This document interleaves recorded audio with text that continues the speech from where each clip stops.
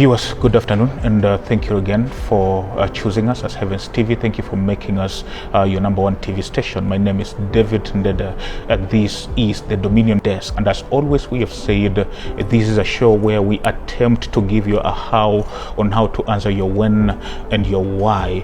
The mandate of this show is mastering the marketplace with kingdom wisdom. And yet again, we have Wakili speaking to us today. She is an advocate of the High Court of Kenya, and therefore I'm going to allow her yet again to introduce herself to us, and then we are going to delve into the topic of today. Karibu Wakili. Asante sana. My name is Vivian Olum.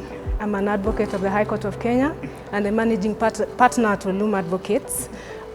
We practice here in Nairobi. Our offices are located at Hazina Towers, 19th floor, Suite 4, CBD. And there's a question that came up last time, even before we get into the topic of today. There is somebody watching you and they would love to do what you're doing. They would love to be Wakili, they would love to be a lawyer. What does it take to be you? All right, so after high school, usually the minimum grade that is acceptable is a C+. Yes. Then you go into university, you do a degree called Bachelor of Laws. Averagely takes 3 to 4 years, 3.5, 4 years. After that, you become a lawyer.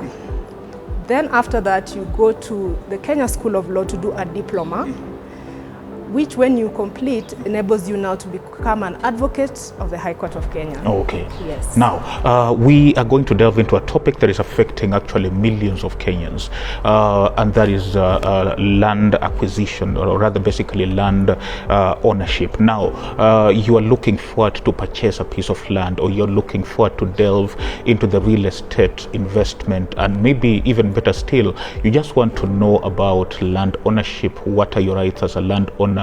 What can you do to sell your land? Then this is for you. Wakili, just kindly help us to start from the beginning. Where does one go to, or rather, where does one begin when you want to purchase land in Kenya? All right, so when you want to purchase land in Kenya, you have to go through a process that is known as due diligence. What due diligence is your own investigations into the authenticity of ownership and the validity of the documents that have been handed to you. All right. Okay. So then the first step is to get a copy of the title deed. Now, in a land transaction, there are two main parties. One is the purchaser, the one who is buying. The other one is referred to as the vendor, the one who is selling the property. Right. So the purchaser will ask the vendor to issue them with a copy of the title deed. Now, once they obtain this copy of the title deed, they will visit the registry of the area where this property is. Not just any registry, you go to the area where the property is and you go to their land registry. Now, when you go to the land registry, you will present the title deed and a search will be conducted. Yeah?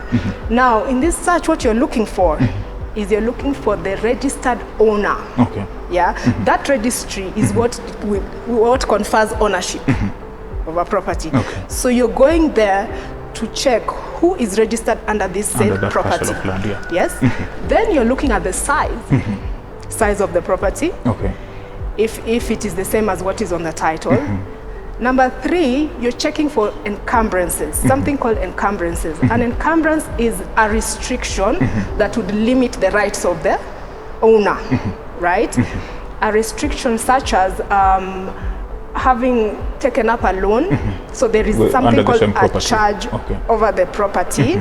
So then if a person would like to sell this property, then they would have to get consent from the bank or the person who has loaned against the given a loan against the person who has loaned against the property. Okay. Right? Those are the things you're looking for at the land registry.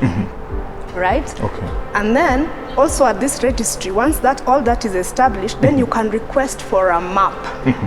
Right? A map for the same land. Yes, a map of the land that shows the demarcations of the land and how the other properties next to it look on paper. Yes, that is the document you'd request to leave the land registry with. Okay. Yes. One thing you've said about that explanation is that the registry you go to is the registry that is within the locality where the land is. Yes. Can't you find, for example, someone selling a land in Vihiga and then you come check up in Nairobi? Don't we have a central registry where you can find all the information? No, well, yeah, but if you want to get the details, in terms of probably the correspondence files, the green card, that is where all the important information is. That would be at the registry where the property is. Okay. Another thing I failed to mention is usually in properties there's what we call freehold and leasehold. Okay. Now the difference is that with freehold, when you purchase freehold, you own it outright. Yeah. If the purchase process is without flaws, you own it outright. Then there is leasehold, where you're leasing from the government for a total of 99 years, right? When these 99 years lapse, you can renew the lease. Yeah. If you purchase it while in the middle of this period of lease, then you just find out how many years are left. So that you're aware that when the lease runs out, you must go and renew it as the current owner. Okay. Yes. I understand. Now, does that one mean then that no one completely owns land in Kenya? Is it totally completely a case of leasing it for 99 years, or do we have full ownership of land, or you have to keep on renewing it after the 99 years? Yes, the ones that are on freehold, those ones are owned outright.